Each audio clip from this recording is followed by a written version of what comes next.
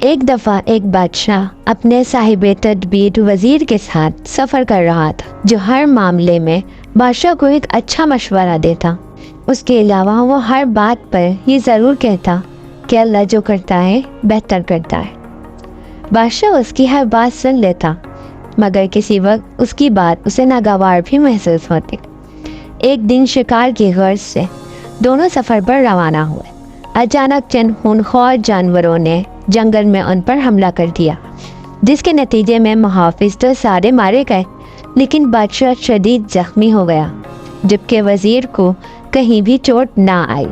وزیر نے بادشاہ کی یہ حالت دیکھی تو کہا، اللہ جو کرتا ہے بہتر کرتا ہے۔ یہ سن کر بادشاہ کو بڑا غصہ آیا کہ اسے میری حالت کا ذرا بھی خیال نہیں، اور میرے زخمی ہونے میں بھلا خدا کی کیا حکمت ہو سکتی ہے۔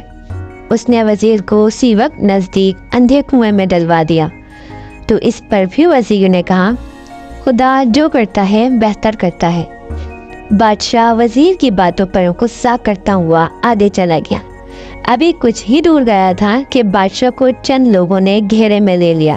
ان لوگوں نے کہا کہ ہمارے قبیلے کا رواج ہے کہ جو شخص سرے شام ہمارے حدود میں داخل ہو، ہم اسے اپنے دیوتا کی بھیٹ چڑھاتے ہیں، اس لیے اب تمہیں بھی دیوتا کی بھیٹ چڑھایا جائے گا۔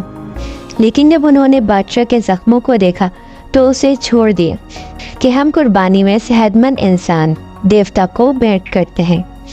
تم زخمی ہو اسی لیے چلے جاؤ۔ بادشاہ کو فوراً وزیر کی بات یاد آ گئی کہ اللہ جو بھی کرتا ہے بہتر کرتا ہے۔ وہ فوراً واپس گیا اور وزیر کو اندھے کنویں سے نکلوایا۔ جب وزیر کنویں سے باہر آیا تو بادشاہ نے اسے پوری داستان سنائی۔ اس پر وزیر نے کہا کہ آپ کو مجھے یہاں پھینک کر جانا بہتر سے خالی نہ تھا۔ اگر میں آپ کے ساتھ ہوتا تو قبیلے والے مجھے یقیناً بھیٹ چڑھا دیتے، کیونکہ مجھے تو کوئی زخم نہیں لگا۔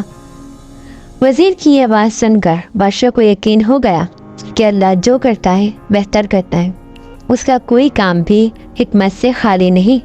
انسان بہت ناشکرا ہے، اپنے رب کی نعمتوں سے شکر ادا نہیں کرتا اور بے صبر ہو جاتا ہے۔ سچ یہ ہے کہ جو اللہ کرتا ہے بہتر کرتا ہے۔